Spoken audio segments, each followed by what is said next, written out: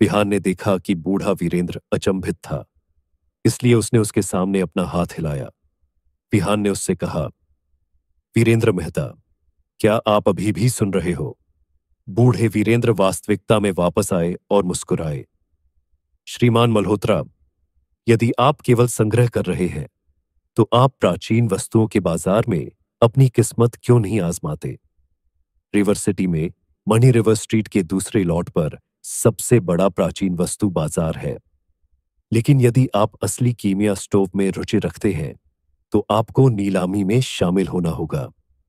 नीलामी के लिए रखी गई अधिकांश वस्तुओं का नीलामीकर्ता द्वारा ऑडिट किया जाता है। जब तक आपके पास पैसा है, आप अपनी पसंदीदा वस्तु को निश्चित रूप से प्राप्त कर पाएंगे। यह निश्चित रूप से उन चीजों के लिए भी लागू होता है जो दसियों हजार साल से अधिक पुरानी है। तो मैं आपसे पूछता हूं, श्रीमान मल्होत्रा, क्या आप पहले वाला ऑप्शन चुनेंगे या बाद वाला? हालांकि विहान के पास प्राचीन वस्तुओं की पहचान करने का एक गुप्त तरीका था, लेकिन प्राचीन वस्तुओं के बाजारों में अधिकांश वस्तुएं वास्तव में नकली होती हैं। अगर वह किसी को ढूंढता तो यह घास के ढेर में सुई ढूंढने जैसा होता। इसलिए उस समय नीलामी निस्संदेह सबसे अच्छा विकल्प था। ओल्ड मास्टर वीरेंद्र, मुझे नीलामी पसंद है, विहान ने ईमानदारी से जवाब दिया।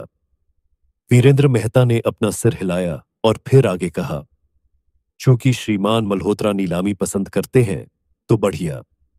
5 दिनों में रिवर सिटी मिलेनियम होटल में एक बड़ी नीलामी होगी। यह संयोग ही है कि मेहता परिवार को नीलामी में भाग लेने के लिए आमंत्रित किया गया था। श्रीमान मल्होत्रा, आप उस समय हमारे साथ क्यों नहीं आते? परेशानी के लिए धन्यवाद, ओल्ड मास्टर मेहता। विहान ने उससे हाथ मिलाया, लेकिन बाद में सोचा और कहा, ओल्ड मास्टर मेहता, मैंने आज आपकी पोती को नहीं देखा। वीरेंद्र मेहता को उम्मीद नहीं थी कि विहान उससे आयुषी मेहता के बारे में पूछेगा। लगता है कि श्रीमान मल्होत्रा इतने अमानवीय नहीं हैं। सौभाग्य से आयुषी आज अपने गुरु के साथ लंबी पैदल यात्रा पर गई थी। वह बाद में ही वापस आएगी। शुरू में मैं श्रीमान मल्होत्रा से औपचारिक माफी के तौर पर आयुषी से चाय परोसने के लिए कहने वाला था। श्रीमान मल्होत्रा, क्या आप हमारे साथ डिनर कर सकते हैं? स्वाभाविक रूप से विहान ने मना कर दिया। वह खड़ा हुआ, मुड़ा और फिर रिवर सिटी के शाम के अखबार का एक टुकड़ा उठाया जो पिछले दिन का था। ओल्ड मास्टर मेहता, अब आपको इस अखबार की कोई जरूरत नहीं है ना? नहीं, मुझे नहीं है मिस्टर मल्होत्रा। क्या आपको यह चाहिए? ओल्ड मास्टर मेहता, क्या आपके पास कलम है? हाँ हाँ हाँ मिस्टर मल्होत्रा, कृपया एक पल रुकें। थोड़ी देर बाद वीरेंद्र मेहता विहान के पास एक काली कलम लेकर आया। वास्तव में वह थोड़ा हैरान था। वह समझ नहीं पा रहा था कि विहान अखबार और कलम क्यों मांग रहा है। उसे आश्चर्य हो रहा था कि विहान अपने उस कलश में कौन सी दवा बेचता है। वीरेंद्र मेहता ने विहान को कलम पकड़े देखा गया, जबकि वह अखबार पर खाली जगहों को भरने के लिए कुछ लिख रहा था। उसने धारा प्रवाह शब्दों की बहुत सारी पंक्तियां लिखीं और फिर उस पर अस्पष्ट रेखाओं के साथ मानव शरीर का एक रेखाचित्र बनाना शुरू किया। जब उसने अपना काम पूरा कर लिया तो विहान ने अखबार को इकट्ठा करना शुरू कर दिया। फिर उसने इसे वीरेंद्र मेहता को सौंप दिया। ओल्ड मास्टर मेहता, जब आपकी पोती बाद में वापस आए तो उसे अखबार का यह टुकड़ा देना न भूलें। जब वह इसे देखेगी तो वह समझ जाएगी। इसके अलावा दोपहर 3 बजे औषधीय जड़ी बूटियां भेजना मत भूलना। विहान जो कुछ कहने आया था उसे समझाने के बाद वह बाहर चला गया। लगभग दोपहर हो गई है। मुझे आश्चर्य है कि आज प्रियंका ने क्या बनाया है। विहान के चले जाने के बाद वीरेंद्र मेहता ने अखबार खोलते समय अपनी भौहें सिकोड़ी और झुर्रियां दिखाई। हालांकि इससे कोई फर्क नहीं पड़ता कि उसने इसे कैसे देखने की कोशिश की। वह समझ नहीं पाया कि विहान ने अखबार पर क्या लिखा था। अधिकांश भाग के लिए वीरेंद्र मेहता का जीवन औषधीय जड़ी बूटियों से संबंधित था। यह उल्लेख करने की आवश्यकता नहीं है कि उसने बहुत कम उम्र से ऐसा करना शुरू कर दिया था। भले ही उसने पहले मार्शल आर्ट विशेषज्ञों को देखा था, लेकिन उसे इस बात का जरा भी अंदाजा नहीं था कि मार्शल आर्ट विशेषज्ञ कैसे प्रशिक्षण लेते हैं। इसे भूल जाओ। मैं तब तक इंतजार करूंगा जब तक आयुषी वापस नहीं आती और उससे ही पूछ लूंगा। 10 मिनट के बाद आयुषी एक बूढ़े व्यक्ति के साथ पुण्य परोपकार हॉल में आई। आयुषी मेहता गुलाबी पोशाक पहने हुए थी। बूढ़े आदमी ने भूरे रंग के कपड़े और काले रंग के स्पोर्ट्स शूज पहने हुए थे। वह बहुत दुबला पतला था और उसका खड़ा होना पेंसिल की तरह सीधा था। उसकी दयालु चमकदार तीखी आंखें उसकी हल्की भौहों के नीचे भरी हुई थीं। जब वीरेंद्र मेहता ने बूढ़े आदमी को देखा तो उसने तुरंत उसका अभिवादन किया। ओल्ड मास्टर दिव्येंदु, क्या आप आयुषी को फिर से अभ्यास के लिए बाहर लाए हो? इस चंचल लड़की ने निश्चित रूप से आपको व्यस्त रखा होगा, है ना? आयुषी मेहता नाराज थी। आप क्या कहना चाह रहे हो दादाजी? क्या आपको लगता है कि मैं वह व्यक्ति हूं जो आपके जीवन में अराजकता लाती है? वीरेंद्र मेहता ने आयुषी पर एक नजर डाली और डांटा। तुम्हें पता होना चाहिए कि तुमने क्या किया। वह समय याद है जब तुमने विहान को नाराज किया था।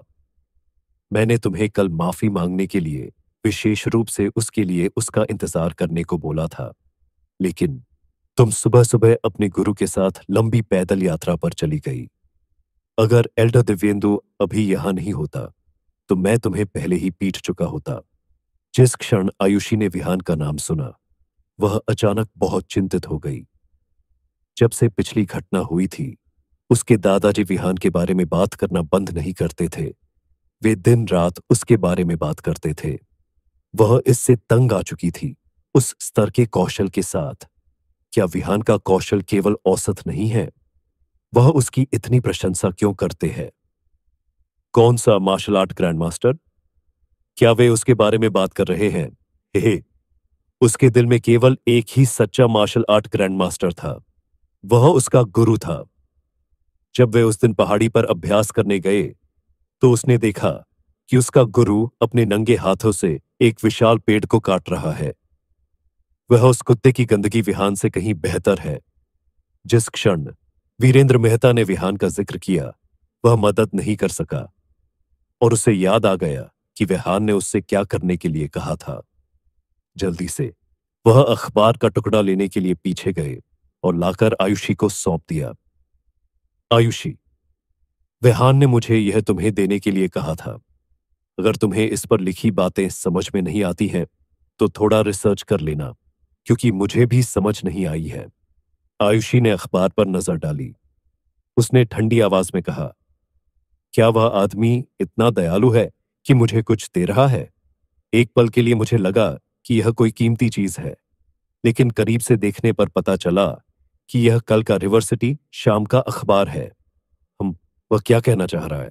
क्या वह यह कहना चाह रहा है कि मुझे ज्ञान की कमी है और वह मुझसे ज्यादा अखबार पढ़ने के लिए कह रहा है? यह सिर्फ एक अपमानजनक अपमान है। क्या बेवकूफी है। आयुषी मेहता को इतना गुस्सा आया कि उसने अखबार को लपेटा और कूड़ेदान में फेंक दिया। इसे अभी उठाओ, उसने अंदर कुछ लिखा है। वीरेंद्र मेहता ने सीधे रॉड की तरफ रुख किया, जैसे कि वह उसे पीटने वाले हो। उसने बिना कुछ कहे उसे बगल से उठा लिया। वह स्पष्ट रूप से बहुत गुस्से में थी। बेबस आयुषी अनिच्छा से ही अखबार को कूड़ेदान से उठा पाई। जब उसने इसे खोला और सरसरी निगाह डाली तो निश्चित रूप से इसमें शब्द और एक आरेख था। हालांकि उसे कुछ भी समझ में नहीं आया। विहान ने इस बार क्या बकवास लिखी है? वह मुझसे इसे पढ़ने के लिए क्यों कहेगा? वह आदमी पागल हो गया है। जब उसने इसे पढ़ा तो आयुषी ने अखबार को एक गेंद की तरह मोड़कर फिर से फेंकने का फैसला किया। हालांकि उसे अचानक उसके कानों के किनारे से एक चीख सुनाई दी। रुको! चिल्लाहट ओल्ड मास्टर दिव्येंदु से आई। मास्टर, आप क्या कहना चाह रहे हैं? आयुषी के सवाल को नजरअंदाज करते हुए ओल्ड मास्टर दिव्येंदु ने अखबार का टुकड़ा छीन लिया। उनकी आंखें विहान द्वारा छोड़े गए शब्दों और आरेख को घूर रही थीं। उन्होंने अपनी भौहें सिकोड़ी और माथे पर झुर्रियां डाली। जैसे जैसे समय बीतता गया उनके हाव भाव धीरे धीरे सामने आने लगे। अंत में उनके चेहरे के हाव भाव से पता चला कि वह आश्चर्य से स्तब्ध थे। जब उन्होंने उनके हाव भाव देखे तो वीरेंद्र मेहता और आयुषी दोनों ने ओल्ड मास्टर दिव्येंदु को अजीब तरह से देखा। मास्टर, क्या हो रहा है? ओल्ड मास्टर दिव्येंदु, आपको क्या पता चला है? ओल्ड मास्टर दिव्येंदु ने उन्हें अनदेखा करते हुए फ्लोरबोर्ड पर पैर क्रॉस करके बैठ गए। मास्टर दिव्येंदु ने अपनी दोनों आंखों को कसकर बंद कर लिया। यह वैसा ही था जैसा वह अभ्यास करते समय करते थे। मास्टर, फ्लोरबोर्ड गंदा है। अगर आप अभ्यास करना भी चाहो तो इंतजार कर सकते हैं, आयुषी ने कहा। ओल्ड मास्टर दिव्येंदु ने उसे अनदेखा कर दिया। 5 मिनट के बाद ओल्ड मास्टर दिव्येंदु ने अचानक अपनी आंखें खोलीं। उन्होंने अपनी हथेली फर्श पर पटकी और हवा की एक हल्की लहर उनके हाथ की हथेली से बाहर की ओर बहने लगी। दरार! उसी समय फर्श फटने लगा। अचानक 1 मीटर गहरा गड्ढा बन गया। एक पल में फर्श धूल में बदल गया। अचानक तीव्रता से होने वाली हलचल से भरा यह दृश्य किसी को भी डरा सकता है। अचानक आयुषी ने कुछ नोटिस किया और उसने कहा, मास्टर, आप एक सफलता हासिल करने में कामयाब रहे हैं। बधाई हो मास्टर। ओल्ड मास्टर दिव्येंदु खड़े हुए और एक मुट्ठी हवा बाहर निकाली। अगले ही पल उन्होंने अपनी आंखें खोलीं। उनके झुर्रीदार चेहरे पर लालिमा के बावजूद उनकी आंखें सुखद आश्चर्यचकित दिख रही थीं। उन्होंने वीरेंद्र मेहता की ओर देखा और उनका हाथ पकड़ते हुए कहा, ओल्ड मास्टर मेहता, यह अखबार आपने इसे किसके हाथों से लिया? कृपया मुझे उनके पास ले जाओ। वह मेरे दिव्येंदु सोलंकी के उपकार करता है। उनकी आवाज उत्साह से कांप उठी जब उन्होंने वीरेंद्र मेहता का हाथ जोर से पकड़ा। यह इतना जोर से था कि वीरेंद्र मेहता का हाथ नीला काला होने लगा। वीरेंद्र मेहता को अंदाजा हो गया था कि क्या हो रहा है। उन्होंने अपने हाथ में दर्द को अनदेखा किया और कहा, ओल्ड मास्टर दिव्येंदु, आपका मतलब है अखबार के उस टुकड़े पर जो लिखा है वह सामान्य नहीं है ना? दिव्येंदु ने आखिरकार अपनी गलती को समझ लिया और तुरंत अपनी पकड़ ढीली कर दी। उन्होंने खांसते हुए समझाया, सामान्य नहीं, यह सिर्फ असामान्य नहीं है, यह देवताओं की भविष्यवाणी है। आयुषी और मैं 7 सूर्य हृदय विधि नामक साधना पद्धति का अभ्यास कर रहे हैं। मुझे यह बचपन में संयोग से मिली थी, लेकिन यह एक अधूरी साधना पद्धति थी। इसके बाद मैं एक ग्रैंड मास्टर पावर हाउस से मिला। मैंने इसे अपनी वर्तमान साधना पद्धति बनाने के लिए, इसे पूर्ण करने में मदद करने के लिए उस पर बहुत पैसा खर्च किया। लेकिन जैसे जैसे मैंने साधना पद्धति का अभ्यास किया, मुझे एक बड़ी समस्या का पता चला। यह इतनी बड़ी थी कि इसने मेरे सभी महत्वपूर्ण अंगों को प्रभावित किया था। जब उन्होंने यह सुना तो वीरेंद्र मेहता चौंक गए और आयुषी मेहता तो भूत की तरह पीली पड़ गई। पिछले कुछ दिनों से अभ्यास के दौरान वह असहज महसूस करने लगी थी, लेकिन उसने इसका जिक्र करने की जहमत नहीं उठाई। क्या यह अधूरी साधना पद्धति का दुष्प्रभाव था? दिव्येंदु ने आयुषी की ओर देखा और उसे सांत्वना देने की कोशिश की। आयुषी, इसकी चिंता मत करो। तुम अभी भी युवा हो और तुम अभी तक प्रशिक्षण में इतनी गहराई तक नहीं गई हो। हृदय पद्धति तुम्हें इतना प्रभावित नहीं करेगी, लेकिन मेरे लिए यह थोड़ा कष्टप्रद है, क्योंकि मेरे पास केवल 2 ही रास्ते हैं। या तो मैं अभ्यास जारी रखूं और मेरे सभी महत्वपूर्ण अंग थकावट से काम करना बंद कर दें, या इस अभ्यास को छोड़ दूं जिसे मैंने अपने पूरे जीवन में पूर्ण करने की कोशिश की है। जितना ज्यादा वीरेंद्र मेहता और आयुषी ने सुना, वे उतने ही ज्यादा भयभीत हो गए। उन दोनों को दिव्येंदु की ताकत के स्तर के बारे में पता था। भले ही वह अभी तक ग्रैंड मास्टर नहीं थे, लेकिन वह रिवर सिटी से मेहता परिवार का एकमात्र रक्षक थे। अगर एल्डर दिव्येंदु को कुछ हो जाता तो मेहता परिवार पर बहुत बुरा असर पड़ता। वीरेंद्र मेहता का दिल अनिश्चित हो गया। क्या इसका मतलब यह है कि आपने अभी जो सफलता हासिल की है, उसकी वजह से आपका शरीर अब पहले से ज्यादा खतरे में है? यही वह क्षण था जब एल्डर दिव्येंदु ने दिल खोलकर हंसना शुरू कर दिया। इसके विपरीत, मेरा शरीर खतरे में नहीं है। इसके बजाय मैं और भी मजबूत हो गया हूं। क्या? दादा और पोती दोनों और भी उलझन में पड़ गए। एल्डर दिव्येंदु ने ध्यान से अखबार को अपने हाथ में पकड़ा और पूछा, जो ग्रैंडमास्टर इस अखबार को यहां छोड़ गया है वह कहाँ है? उन्होंने न केवल 7 सूर्य हृदय विधि को पूर्ण किया, बल्कि उन्होंने 7 सूर्य हृदय विधि के प्रवाह की दिशा भी बदल दी। अगर मैं अभ्यास की इस विधि का पालन करता हूं तो मेरी पिछली सभी समस्याएं हल हो जाएंगी। इसके अलावा पूरी चीज की अवधि बहुत कम हो जाएगी। ये भगवान द्वारा लिखी गई भविष्यवाणी की तरह है। एक ग्रैंड मास्टर, यह केवल एक ग्रैंड मास्टर ही कर सकता था। अंत में एल्डर दिव्येंदु जोर से चिल्ला रहे थे। वीरेंद्र मेहता को यह सुनकर गहरा सदमा लगा कि एल्डर दिव्येंदु ने क्या कहा था। उन्हें मार्शल आर्ट के बारे में बहुत कम जानकारी थी। इससे पहले जब विहान ने आयुषी को सबक सिखाया था तो वह केवल एक मार्शल आर्ट ग्रैंड मास्टर की तरह दिखता था। एल्डर दिव्येंदु से सीधे सुनने के बाद स्थिति बदल गई थी। सबसे डरावनी बात यह थी कि विहान ने आयुषी के हमले को देखकर ही सेवन सन हार्ट विधि के प्रवाह और सूत्र की दिशा का पता लगा लिया था। यह बिल्कुल अपमानजनक था। आयुषी भी उतनी ही अचंभित थी। उसके गुरु की छवि, जिसे अपराजय माना जाता था, बिखर गई थी। इसकी जगह एक अलग और दूर रहने वाली विहान की छवि थी। इस दौरान उसने सोचा था कि विहान सिर्फ एक बेवकूफ है। हालांकि उसकी आंखों में बेवकूफ बदल गया था और वह अचानक उसका प्रिय आदर्श बन गया था जिसे वह देखती थी। यह कैसे हो सकता है? वह बेवकूफ मार्शल आर्ट ग्रैंड मास्टर कैसे हो सकता है? भले ही उसने इसे स्वीकार नहीं किया, विहान वह व्यक्ति बन गया था जिसने उसके पूरे मार्शल आर्ट करियर को प्रभावित किया था। ग्रैंड सिटी अपार्टमेंट विहान ने जैसे ही अपने घर के दरवाजे से कदम रखा, उसे खाने की स्वादिष्ट खुशबू का एहसास हुआ। इसके तुरंत बाद उसने देखा कि प्रियंका रसोई में काम कर रही थी और उसकी कमर से कूल्हों का अनुपात बहुत ज्यादा हिल रहा था। ऐसा फिगर, ऐसा चेहरा और सबसे महत्वपूर्ण बात, दुनिया की सबसे अच्छी रसोइया होना, सबसे अच्छी महिला जिसकी कोई भी उम्मीद कर सकता है। विहान रसोई की ओर चला गया और उसने एक मेज देखी जिस पर स्वादिष्ट व्यंजन सजाए गए थे। वह अब और नहीं रुक सका और उसने चुपके से चॉपस्टिक की एक जोड़ी उठाई और कुछ निवाले चुरा लिए।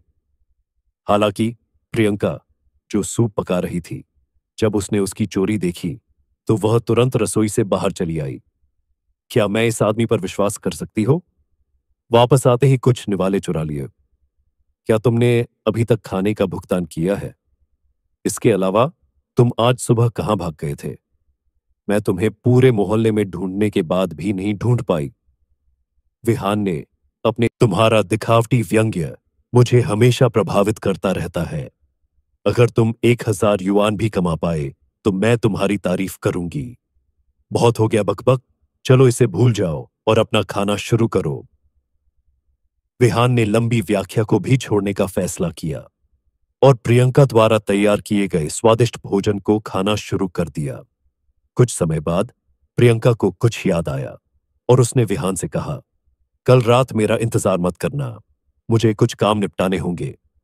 विहान ने इस बारे में ज्यादा नहीं सोचा और अपना सिर हिला दिया।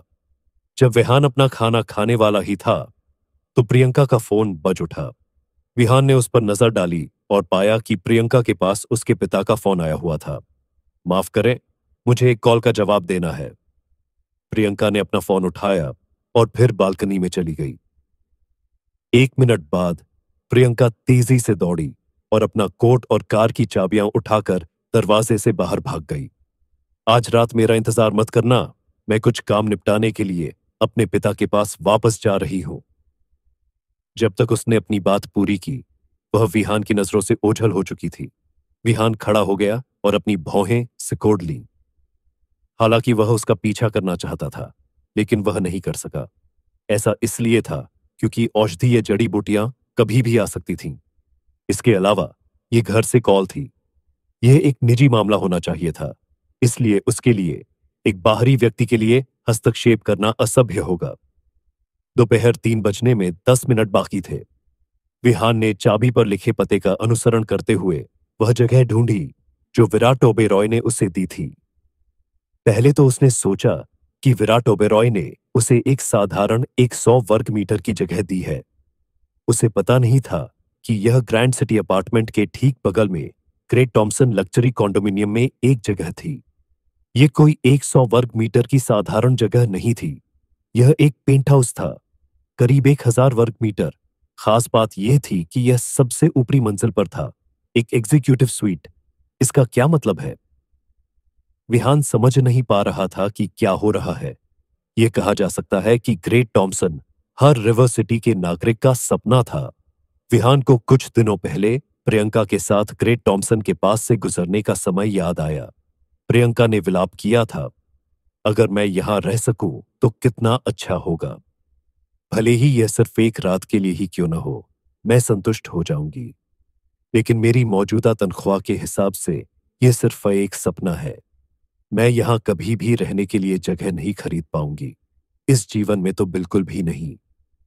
उस समय विहान ने मजाक में कहा था कि वह काफी पैसे कमाने के बाद उसके लिए वहां एक जगह खरीद देगा। उसे क्या पता था कि जिस जगह का उन्होंने सपना देखा था वह एक ही बार में मिल जाएगी। जिस क्षण विहान ने दरवाजा खोला, उसने आलीशान सजावट की उम्मीद की थी। हालांकि जब वह अंदर गया तो वह फिर भी उस जगह के अंदरूनी हिस्से को देखकर चौंक गया। यह भव्य, आलीशान और शानदार था। इसमें तापमान नियंत्रण के साथ एक छोटा सा स्विमिंग पूल था। ऊपर से नीचे तक संगमरमर का मुखौटा था और पूरी रसोई अकेले लगभग 90 वर्ग मीटर थी। क्या अमीर होने का यही एहसास होता है? विहान फ्रेंच विंडो फ्लोर के सामने खड़ा था और नजारा लगभग पूरे रिवर सिटी का था। उसने ग्रैंड सिटी अपार्टमेंट देखा जो प्रियंका के साथ हंसी और खुशी से भरा हुआ था। उसने मल्होत्रा परिवार की हवेली देखी जो कभी समृद्ध थी, अब खस्ताहाल हो रही है। उसने क्लाउड लेक मैनर देखा जो 5 साल पहले एक बुरा सपना था। उसने स्काई स्टोन माउंटेन देखा जहां उसके माता पिता की अस्थियां दफन थीं। उसने अपनी मुट्ठियां भींच ली और उसके शरीर से एक भयावह आभा उठी। यह वो भावनाएं थीं जिन्हें उसने 5 साल पहले से ही बंद करके रखा था। कल मेरे माता पिता की पुण्यतिथि है, मुझे उनसे मिलने जाना चाहिए। माँ और पिताजी, चिंता मत करो, मैं आपकी मौत का बदला लूंगा। मैं अब वह कमजोर विहान मल्होत्रा नहीं हूं जो 5 साल पहले था। मैं मृतकों में से जी उठा हूं। मैं वादा करता हूं, जब वह दुर्भाग्यपूर्ण रात आएगी तो मैं अकेले ही उस आदमी का सिर आपकी कब्र के सामने ले आऊंगा। मैं, विहान मल्होत्रा, रिवर सिटी को अपने पैरों तले कुचल दूंगा। पूरा हुआक्सिया मेरे सामने आत्मसमर्पण करेगा। 5 मिनट बाद घंटी बजी। विहान को पता था कि औषधीय जड़ी बूटियां आ गई हैं। जैसे ही उसने दरवाजा खोला, उसने देखा कि दालान के बाहर कुछ लोग खड़े थे। वे आम कुली नहीं थे जिनकी उम्मीद की जाती है। इसके बजाय उनमें से 2 बूढ़े लोग थे जबकि एक जवान महिला थी। उन तीनों के हाथों में औषधीय जड़ी बूटियों के गुच्छे थे। उनमें से और भी जड़ी बूटियां जमीन पर व्यवस्थित तरीके से बिखरी हुई थीं। विहान उनमें से 2 को जानता था। वे वीरेंद्र मेहता और उनकी पोती आयुषी मेहता थे। जहां तक दूसरे बूढ़े व्यक्ति की बात है तो वह उसे पहचान नहीं पाया। हालांकि वह महसूस कर सकता था कि वह भी उसी तरह का व्यक्ति था। वीरेंद्र मेहता, मुझे यह मत बताओ कि वर्चुअस बेनेवोलेंस हॉल एक कर्मचारी को भी यहां आने के लिए नहीं भेज सका। आप लोग यहां इतनी दूर क्यों आए? विहान ने मजाकिया अंदाज में पूछा। वीरेंद्र मेहता ने अजीब तरह से मुस्कुराते हुए कहा, मैं, हाँ, हम पहले तो आपको परेशान नहीं करना चाहते थे, लेकिन हमें चिंता थी कि कर्मचारी औषधीय जड़ी बूटियों के साथ सावधानी नहीं बरतेंगे और गलती से उन्हें नुकसान पहुंचा देंगे। इसलिए मैं व्यक्तिगत रूप से आयुषी और अपने एक करीबी दोस्त को यहां लाया हूं। अगर हम आपको परेशान कर रहे हैं तो कृपया हमें माफ करें। अंदर आओ। विहान ने उन तीनों को अपने घर में आमंत्रित किया। उन तीनों ने औषधीय जड़ी बूटियों को लिविंग रूम में एक गोलाकार मेज पर सावधानी से रखा। हालांकि वे तीनों एक ही दुनिया का हिस्सा थे, लेकिन घर की भव्य और भव्य सजावट को देखकर वे थोड़े हैरान थे। ग्रेट टॉम्सन में पेंटहाउस की कीमतें इतनी थीं कि कोई भी टॉम, डिक और हैरी वहन नहीं कर सकता था। इसकी कीमतें रिवर सिटी के कुछ विला से भी ज्यादा डरावनी थीं। वीरेंद्र मेहता को यह थोड़ा अजीब लगा। जब उसने देखा कि उस दिन विहान सिर्फ वर्चुअस बेनेवोलेंस हॉल से जाने के लिए टैक्सी ले रहा था। हालांकि विहान जिस जगह पर रुका था, उसे देखने के बाद उसे सब कुछ समझ में आ गया। ऐसा लग रहा था कि यह युवा ग्रैंड मास्टर सिर्फ एक विनम्र व्यक्ति था। आयुषी मेहता ने घर में कदम रखा और वह थोड़ी हैरान हुई। उसके दिमाग में विहान ने कपड़े पहने थे और उसका व्यवहार एक गरीब आदमी जैसा था। हालांकि ऐसा लग रहा था कि विहान धन के ऐसे दायरे में थी जो उससे कहीं ज्यादा फैला हुआ था। जब उसे वह दिन याद आया जब उसने उसे इस बारे में बहुत कुछ बताया था और उसका अपमान किया था कि वह सिर्फ एक देहाती है, तो वह महसूस कर सकती थी कि उसका चेहरा लाल हो रहा है। वह चाहती थी कि उसे छिपने के लिए कोई जगह मिल जाए। अगर ग्रेट टॉमसन में एक पेंट हाउस में रहने वाला आदमी एक देहाती था, तो आयुषी क्या थी? उन तीनों ने घर के अंदर सभी औषधीय जड़ी बूटियां खींच लीं। शुरू में विहान उन्हें एक ड्रिंक देना चाहता था। हालांकि उसकी उम्मीदों के विपरीत उस जगह पर पानी नहीं था, क्योंकि वह अभी अभी यहां आया था। ऐसा नहीं था कि वह उन्हें पीने के लिए स्विमिंग पूल का पानी दे सकता था, है ना? ओ, मैं यहां अक्सर नहीं रहता हूं, इसलिए मुझे आपको यह बताते हुए खेद है कि मेरे पास पानी नहीं है। क्या मैं नीचे जाकर आप लोगों के लिए कुछ खरीदूं? वीरेंद्र मेहता ने बार बार अपना सिर हिलाया। मैं ये हमें प्यास नहीं है, लेकिन हमारे पास वास्तव में कुछ है जो हम पूछना चाहते हैं। स्वाभाविक रूप से विहान जानता था कि उनके यहां आने का कोई और उद्देश्य था। वह अपने सोफे पर बैठ गया और बेबाकी से कहा, बोलो। इसके तुरंत बाद एल्डर दिव्येंदु उसके पास गए और उसके सामने घुटने टेकते हुए उन्होंने कहा, आपका विनम्र सेवक दिव्येंदु सोलंकी, ग्रैंड मास्टर मल्होत्रा, मेरी जीवन रक्षक कृपा के लिए मैं आपको धन्यवाद देता है। कृपा? जीवन रक्षक कृपा? विहान अवाक रह गया। अपने समय सीमा के भीतर उसने केवल एक व्यक्ति को बचाया था और वह था विराट ओबेरॉय। यह बूढ़ा आदमी कहां से आया है? तुम हो। एल्डर दिव्येंदु ने जल्दी से समझाया। ग्रैंड मास्टर मल्होत्रा, सच बताऊं तो मैं आयुषी का गुरु हूं। मैं उसे अपनी मार्शल आर्ट की कलाएं सिखाता हूं और आपने मेरी 7 सूर्य हृदय विधि को सिद्ध किया है। इसके अलावा आपने मुझे मार्शल आर्ट में अपनी बाधा को सफलतापूर्वक दूर करने की अनुमति दी है। अब मुझे अभ्यास के दौरान कभी भी चिंता करने की जरूरत नहीं होगी। आज से आप दिव्येंदु सोलंकी के शाश्वत उपकारकर्ता होंगे। विहान को आखिरकार समझ में आ गया कि उसने आयुषी की साधना विधि में समस्या को सुधार कर उसने एल्डर दिव्येंदु की जान बचाई है। उसका पूरा जीवन। उसे अचानक कुछ याद आया और उसने उत्सुकता से पूछा, जब आपने मुझे अपना ग्रैंड मास्टर कहा, तो इसका क्या मतलब था? क्या ग्रैंड मास्टर अच्छे भी होते हैं? जब उन्होंने विहान की बात सुनी, तो वे सभी अचंभित रह गए। जाहिर है, इसमें एल्डर दिव्येंदु और मेहता परिवार के दोनों सदस्य शामिल थे, दादा और पोती। एक मार्शल आर्ट ग्रैंड मास्टर जो ग्रैंड मास्टर होने का मतलब नहीं जानता था। क्या वह एक मार्शल आर्ट पावर हाउस था जो अपने शरीर के बाहर ट्रू क्यूई को नियंत्रित करने में सक्षम था?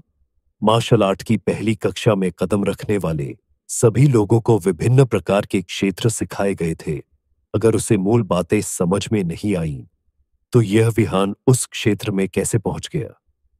जब विहान ने सभी के हैरान चेहरे देखे, तो उसने जल्दी से समझाया, मैं अभी कुछ समय पहले ही पहाड़ों से नीचे उतरा हूं, इसलिए मैं हुआक्सिया की मार्शल आर्ट शिक्षाओं के वर्गीकरण के बारे में बहुत स्पष्ट नहीं हूं।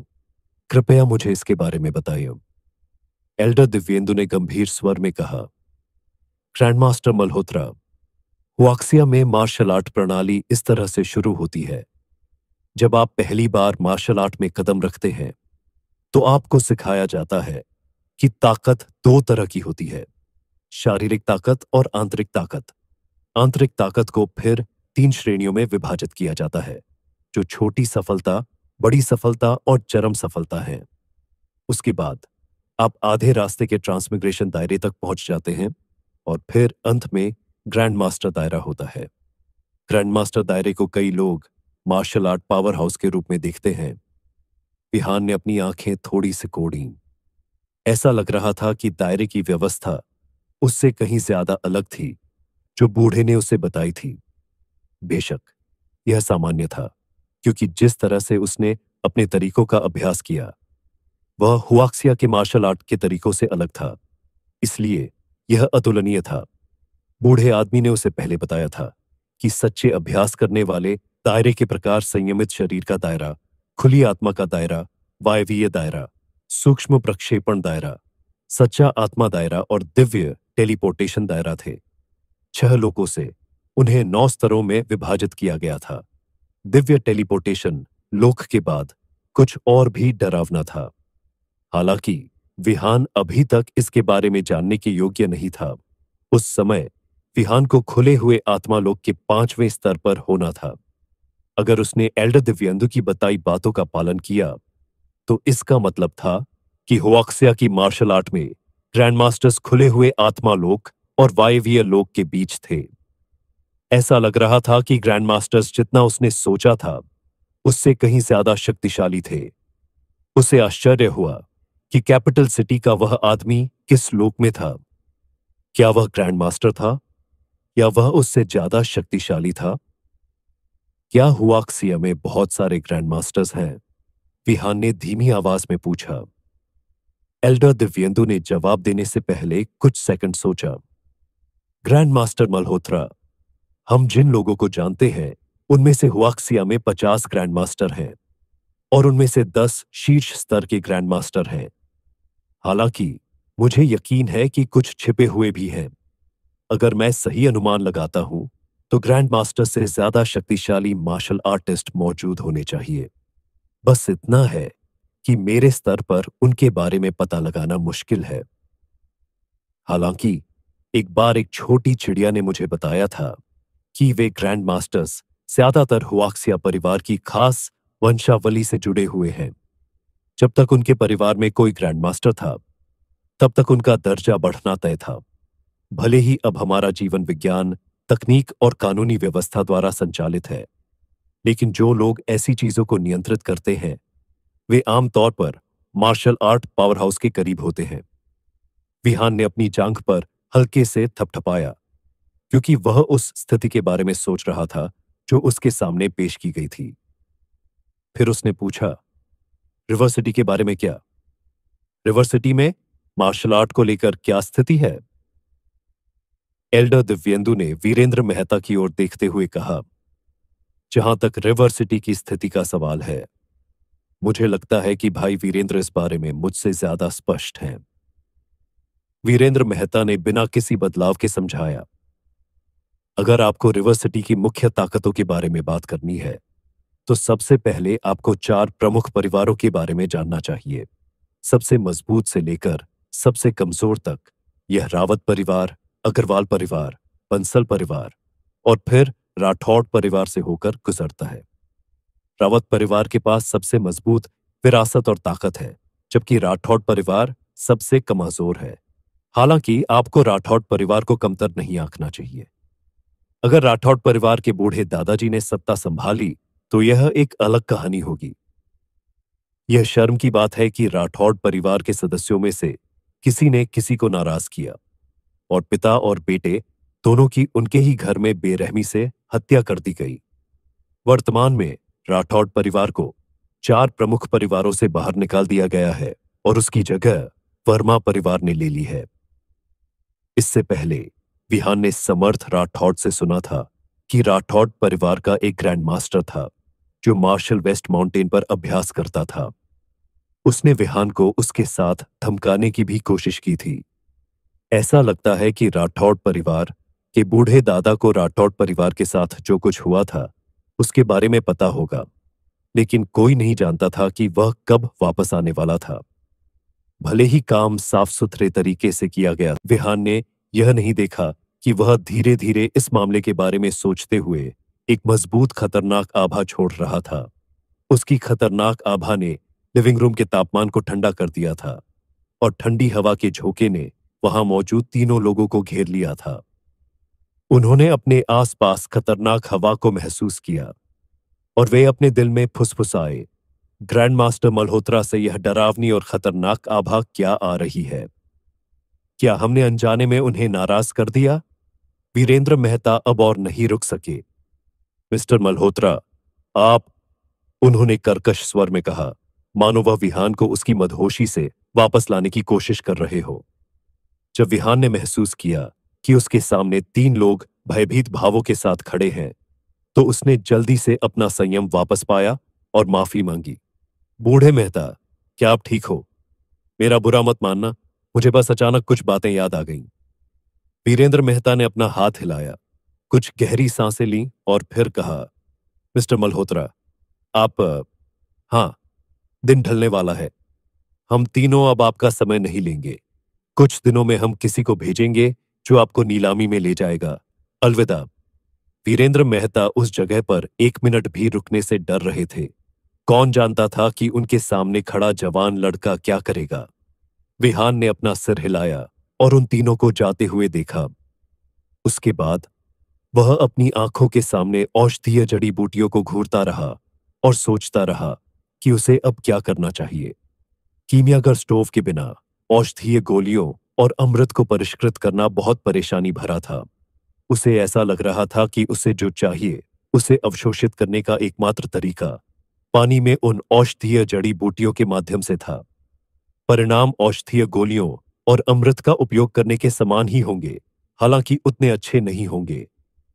जब रात हुई तो विहान का पेट बड़बड़ाने लगा, इसलिए वह ग्रेट टॉमसन को छोड़कर ग्रैंड सिटी अपार्टमेंट में वापस चला गया। वह शायद अकेले उस विशाल सुनसान जगह पर नहीं रहने वाला था। जब उसने अपार्टमेंट का दरवाजा खोला तो उसने पाया कि प्रियंका अभी तक वापस नहीं आई है। उसने घर के लैंडलाइन से प्रियंका को कुछ फोन कॉल करने की कोशिश की ताकि पूछ सके कि क्या हो रहा है, लेकिन कोई भी कॉल नहीं लगी। वह लड़की क्या कर रही है? उसने मुझसे कुछ क्यों नहीं कहा? क्या घर पर कुछ हुआ है? अगर मैं उससे नहीं मिल पाया तो मैं उसे खोजने के लिए सीधे शहर जाऊंगा। जब वे पहले साथ में थे तो विहान वास्तव में प्रियंका के घर गया था। उस समय जब प्रियंका को स्कूल के प्रवेश द्वार पर कुंडों द्वारा चढ़ाया जा रहा था तो विहान ईंट लेकर सीधे उनके पास गया। जब उसने घटना के बारे में सोचा तो हो सकता है कि यह नंदिनी रावत का ताना था जिसने उसे ऐसा करने के लिए उकसाया था। स्वाभाविक रूप से गुंडे निर्दयी विहान से डरते थे, इसलिए उन्होंने अपने सिर ढक लिए और तुरंत भाग गए। हालांकि लड़ाई के दौरान विहान घायल हो गया। चूंकि वह अपने माता पिता को परेशान नहीं करना चाहता था, इसलिए विहान ने उस रात प्रियंका के घर पर रुकने का फैसला किया था। हालांकि वह घटना की सही जगह नहीं बता पाया क्योंकि घटना 5 साल पहले हुई थी, लेकिन अगर वह ध्यान से देखे तो उसे पता चल सकता था। जब उसने पीछे देखा तो प्रियंका ने उसके माता पिता के अंतिम संस्कार की योजना बनाने में उसकी मदद करने के लिए सब कुछ टाल दिया था। उसने सोचा कि शायद तब से यह सच्चा प्यार है। इसे भूल जाओ। मैं आज रात प्रियंका के शानदार व्यंजनों में से कुछ भी नहीं खाऊंगा। मैं बस बाहर जाकर खाऊंगा। ऐसा नहीं है कि मैं गरीब हूं या कुछ और। विहान ने अपने पीछे दरवाजा बंद किया और बाहर चला गया।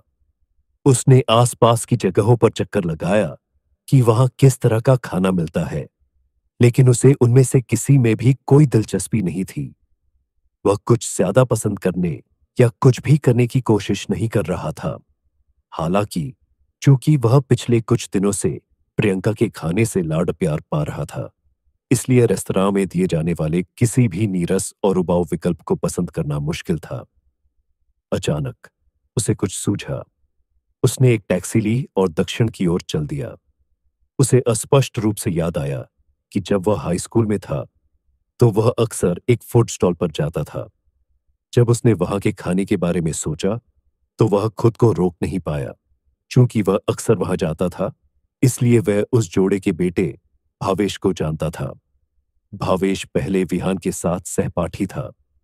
जब पूरे स्कूल ने सुना कि विहान बेकार है तो भावेश ही एकमात्र व्यक्ति था जिसने उससे दोस्ती जारी रखी। वह उस समय विहान के कुछ दोस्तों में से एक था। जब टैक्सी उस जगह पर पहुंची तो विहान ने फूड स्टॉल को देखकर एक लंबी सांस ली। यह आम बात थी कि पहले से वहां रहने वाले लोगों के चले जाने के बावजूद भी वहां कोई बदलाव नहीं हुआ था। उसे चिंता थी कि जिस एकमात्र जगह की उसे अब भी परवाह थी, वहां 5 साल बाद कोई नहीं बचा होगा। जैसे ही विहान फूड स्टॉल के पास पहुंचा, उसने महसूस किया कि भावेश वहां नहीं था, बल्कि उसके माता पिता वहां थे। वह समझ नहीं पा रहा था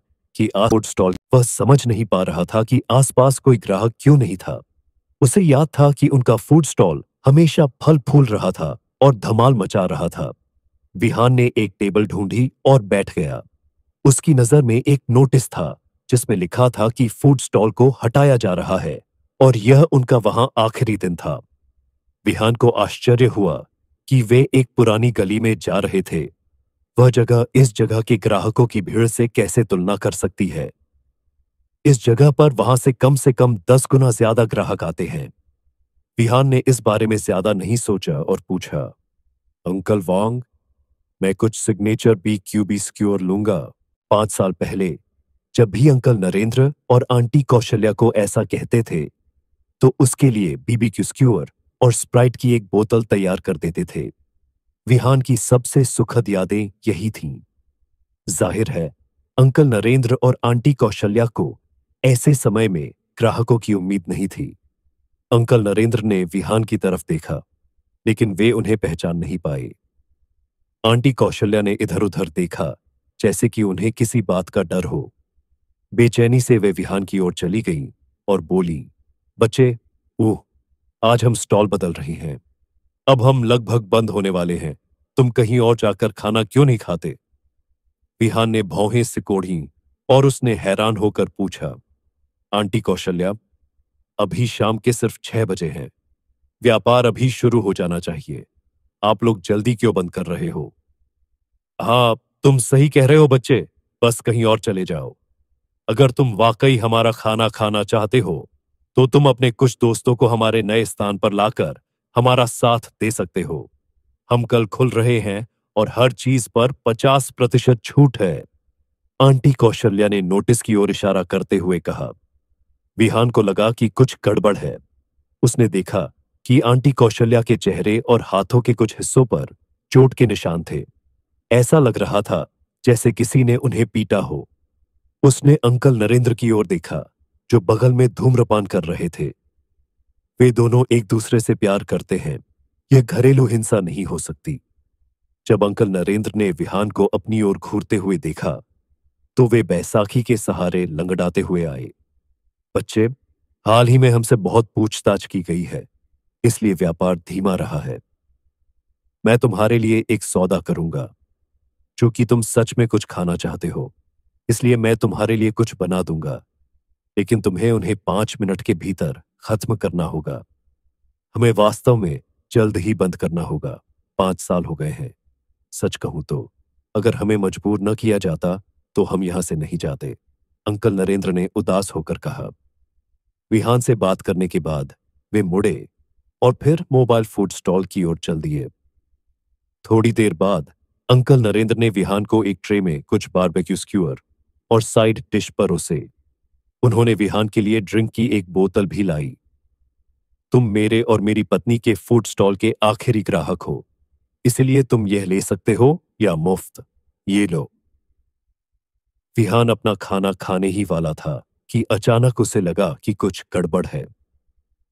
जब उसने गली के अंत में नजर घुमाई, तो उसने किसी को खतरनाक मुस्कान के साथ देखा। वे यहां हैं।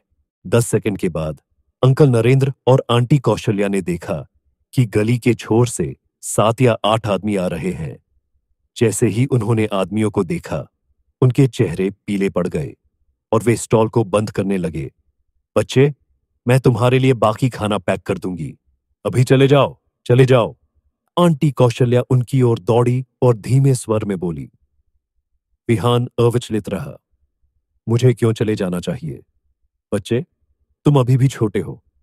शायद तुम अभी भी कुछ नियमों को नहीं समझते हो, लेकिन अगर तुम जल्दी नहीं चले गए, तो इसका अंत अच्छा नहीं होगा। मैं तुमसे विनती कर रही हूं, ठीक है? आंटी कौशल्या की आवाज कांपने लगी। विहान जवाब देने ही वाला था कि उसके कान के पास एक तेज आवाज सुनाई दी। उसने जल्दी से अपना सिर घुमाया और देखा कि काले सिंगलेट पहने हुए आदमी पहले से ही फूड स्टॉल पर थे। समूह का नेतृत्व कर रहे गंजे आदमी ने, जिसके गले में सोने की चेन थी, विहान के बगल की मेज को भी पलट दिया था, जिससे उस पर रखी सारी चीजें फर्श पर बिखर गईं। उसने जगह को गंदा कर दिया था। यो, बूढ़े नरेंद्र, बुरा नहीं है। ऐसा लगता है कि अभी भी इतने बहादुर ग्राहक हैं जो यहां आने के लिए तैयार हैं। गंजे आदमी ने एक स्टूल ढूंढा और बैठ गया। उसने दीवार पर लगे नोटिस पर नजर डाली, जिसमें स्टॉल के स्थान परिवर्तन का विवरण था। यो, आज आखिरी दिन है। हो, कल स्थान परिवर्तन? तुम पुरानी सड़क पर क्यों जा रहे हो?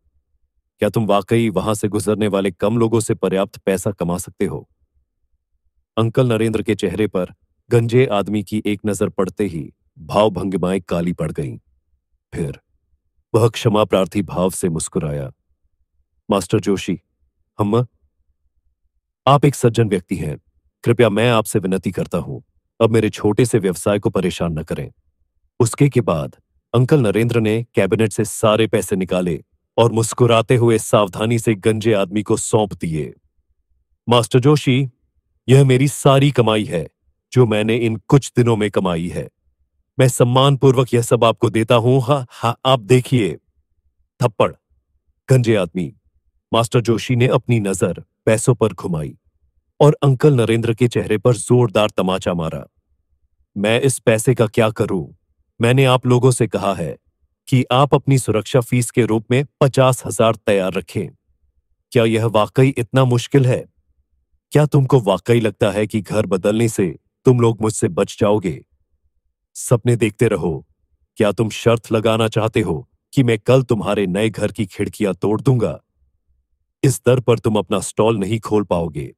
यह सुनते ही अंकल नरेंद्र का चेहरा तुरंत सफेद हो गया।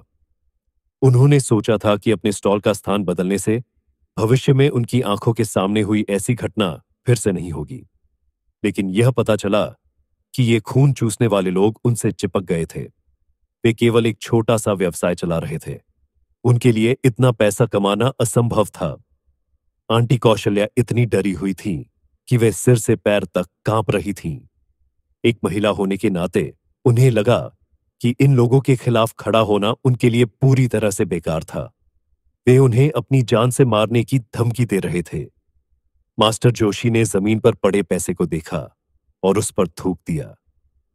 उन्होंने आदेश दिया, मैं कल इसी समय वापस आऊंगा। मुझे $50,000 मिलने की उम्मीद है और आपका व्यवसाय फिर से अपनी तेजी से आगे बढ़ सकता है। अगर नहीं, तो मैं वादा करता हूं कि मैं आपके द्वारा खोले गए हर नए स्टॉल को ढूंढकर उसे खराब कर दूंगा। जब उनका काम पूरा हो गया, तो मास्टर जोशी ने हवा में हाथ हिलाया और बाहर चले गए। इससे पहले कि वे एक और कदम उठा पाते, उनके पीछे से एक ठंडी आवाज आई, क्या मैंने कहा था कि तुम जा सकते हो? मास्टर जोशी अपनी हरकतों से रुक गए और उनका शरीर अकड़ गया। उन्होंने पलटकर विहान को देखा, जो बारबेक्यू स्क्यूअर खा रहा था। उन्होंने हंसने की कोशिश की, मुड़े और विहान के ठीक सामने बैठ गए। उन्होंने कहा, बच्चे, क्या तुम मुझसे बात कर रहे थे? विहान ने चॉपस्टिक से कुछ सब्जियां उठाईं और उनका स्वाद लेना शुरू कर दिया। कुछ सेकंड बाद विहान ने मास्टर जोशी की ओर देखा और कहा, अगर मैं तुमसे बात नहीं कर रहा था, तो क्या मैं किसी कुत्ते से बात कर रहा था? उसके शब्दों ने न केवल गुर्गों को चौंका दिया, बल्कि अंकल नरेंद्र और आंटी कौशल्या इतने घबरा गए कि उनके चेहरे सफेद पड़ गए। इस बच्चे में इतनी हिम्मत थी कि उसने ये बातें कहीं। क्या वह स्थिति के खतरे से इतना बेखबर था? मास्टर जोशी इस जिले के बॉस थे। उनके अधीन 10 या उससे ज्यादा गुर्गे थे। क्या उसे पता था कि उनके साधनों के अनुसार कितने गुर्गे अपना दिन गुजारते हैं? वे उन्हें अकेला छोड़ने ही वाले थे, लेकिन उसने मास्टर जोशी को कुत्ते की तरह अपमानित करने की हिम्मत की। यह बच्चा शायद बहुत ही मंदबुद्धि है। उसने मास्टर जोशी की मौजूदगी में खिलवाड़ करने की हिम्मत की थी। वह निश्चित रूप से मरने वाला था। आंटी कौशल्या विहान को रोकने के लिए मनाने ही वाली थी, लेकिन अंकल नरेंद्र ने उन्हें रोक दिया। तुम एक महिला, इसके बारे में क्या कर सकती हो?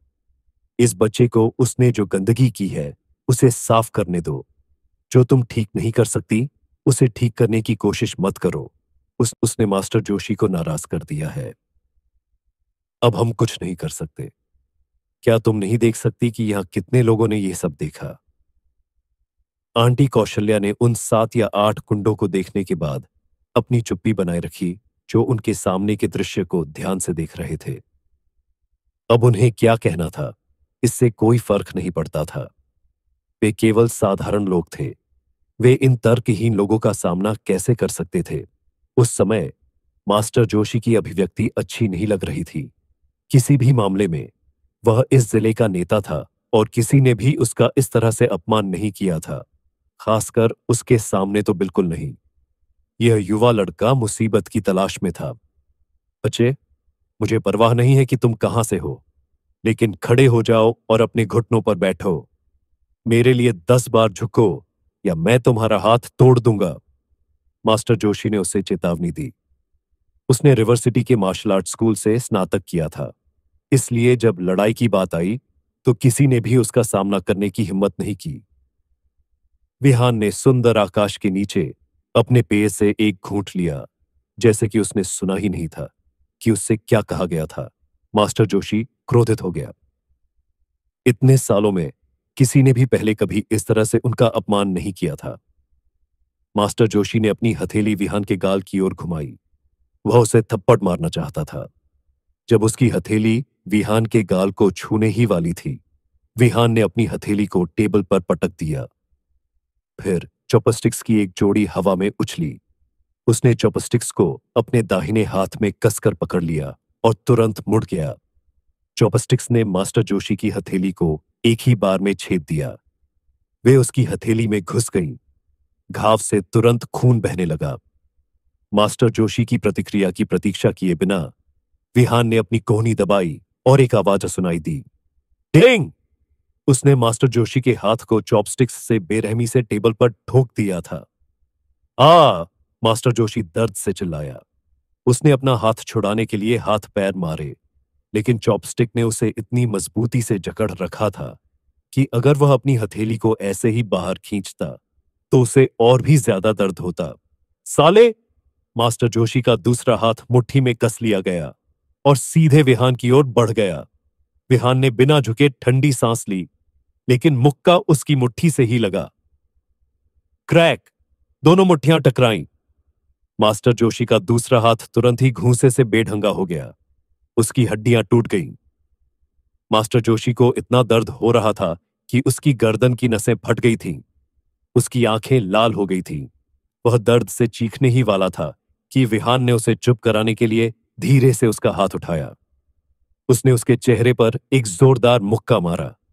धमाका! मास्टर जोशी का चेहरा सीधे टेबल पर पटक दिया गया। पूरी घटना इतनी सहजता से हुई थी, ऐसा लग रहा था जैसे विहान कोई कलात्मक प्रदर्शन कर रहा हो। मुझे तेज आवाजें पसंद नहीं है। विहान की आवाज बहुत ठंडी लग रही थी। जब उसने उसे बोलते सुना तो मास्टर जोशी इतना स्तब्ध रह गया कि उसका पूरा शरीर कांप उठा। इसी समय उसे एहसास हुआ कि वह मुश्किल में पड़ गया है। एक अभ्यासशील मार्शल आर्टिस्ट, वह एक अभ्यासशील मार्शल आर्टिस्ट होना चाहिए। जिस तरह से उसने हमला किया, उससे उसे पता चल गया कि विहान की ताकत उससे कहीं ज्यादा थी। समस्या यह थी कि उसके पास वापस लड़ने का कोई मौका नहीं था। विहान के वापस लड़ने के तरीके ने पूरी भीड़ को स्तब्ध कर दिया था। हालांकि वे मार्शल आर्ट के बारे में ज्यादा नहीं जानते थे, लेकिन वे विहान के लड़ने के कौशल से बता सकते थे कि उसके साथ खिलवाड़ नहीं किया जा सकता। मास्टर जोशी, जो अभी भी अपना गाल टेबल पर रखे हुए था, ने देखा कि कोई भी उसका बचाव नहीं कर रहा था। वह चिल्लाया, तुम किसका इंतजार कर रहे हो? आओ और इस कुतिया के बच्चे को मार डालो। तभी गुंडे अचानक जाग गए और खाली बियर की बोतलें लेकर उसके पास दौड़े। अचानक एक आवाज ने ठंडी आवाज में कहा, जो कोई भी एक कदम उठाने की हिम्मत करेगा, उसका मरना तय है। विहान ने यह बात बहुत ही तथ्यात्मक लहजे में कही। यह किसी भी भावना से रहित लग रहा था। जब गुंडों ने उसकी बात सुनी तो उनमें से किसी ने भी एक मांसपेशी हिलाने की हिम्मत नहीं की और अपने कदमों में ही जम गए। उसकी आवाज किसी जादू की तरह थी। वे जानते थे कि अगर उन्होंने एक और कदम आगे बढ़ाया तो उनकी मौत हो जाएगी। उस आदमी में वाकई जान से मार डाल देने की धमकी देने की हिम्मत की थी। आगे क्या होगा जानने के लिए सुनते रहिए स्टोरी मार्शल डॉक्टर को और हमारे चैनल द लेजेंड स्टोरी को सब्सक्राइब करें और वीडियो को लाइक एंड शेयर करें।